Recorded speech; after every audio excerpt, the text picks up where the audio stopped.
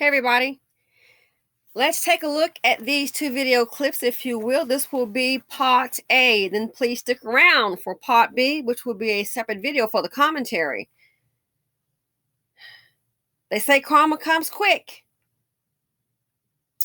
And for Dusty's, this was truly a fit. Check it out. 9 days you have. Food truck owner shot an armed man who tried to rob the business during the lunch hour in Southwest Houston. No one's in custody, and police are calling it a self-defense shooting. ABC 13's Micah Hatfield just spoke to the shooter's family and joins us live with more. Micah?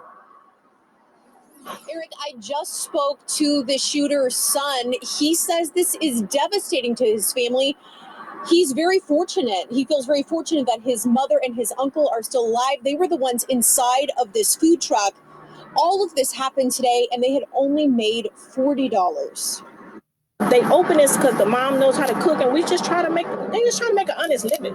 You know, everybody ain't trying to make an honest living. These are trying to make an honest living. The Elite Eats food truck had only been open an hour today. Derek Howard, one of the owners, was on his way to help his mother and uncle who were manning the truck.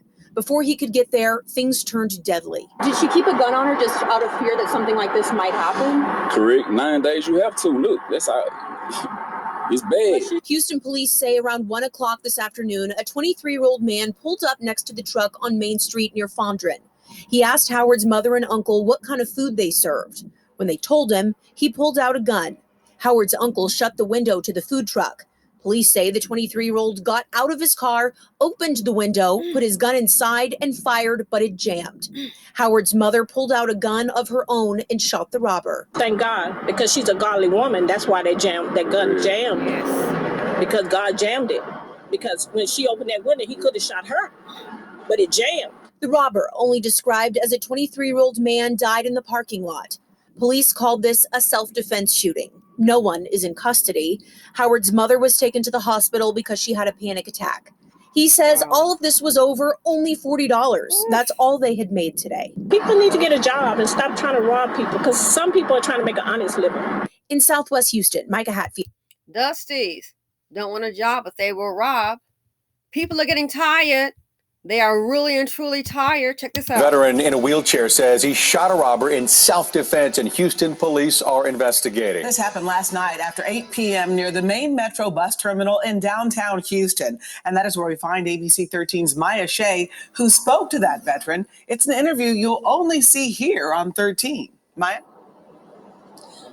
That's right. The veteran says he's never shot a gun before it was the first time he's ever shot anyone. In fact, when he fired his weapon last night, he tells me he didn't even know if he hit the suspect.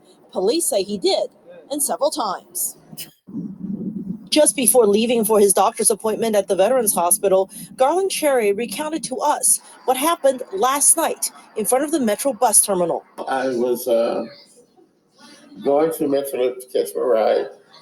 I was coming from the gas station, and this guy grabbed my backpack on the side of Metro and took off. That's when Cherry, who suffers from heart failure, COPD, diabetes, and a number of other health issues, grabbed his gun and fired. The victim in the wheelchair was able to produce a firearm to defend himself and fired multiple shots. The robbery suspect was hit several times but survived. He's currently in the hospital. Cherry, though, says he's only begun carrying a gun 2 weeks ago when he was robbed during another trip to the bus stop. I had been robbed like the week before, and they tore my chair up. It's not facing yet. Flipped me over in my chair. Cherry says as a regular Metro user, he believes there are several robbers perhaps working around the main transit hub, targeting vulnerable seniors like him. He would like to see HPD make more arrests. I would like to see them go to jail and break up this little ring, because it's a lot of them that work together. From what I could see, they were like coming from different areas. Cherry will continue to rely on Metro to get around. Meanwhile, Houston police says once it finishes its investigation, it will turn everything over to the district attorney's office to determine if the shooting is justified and whether any charges should be filed. In Houston, Maya Shea. Okay, everybody.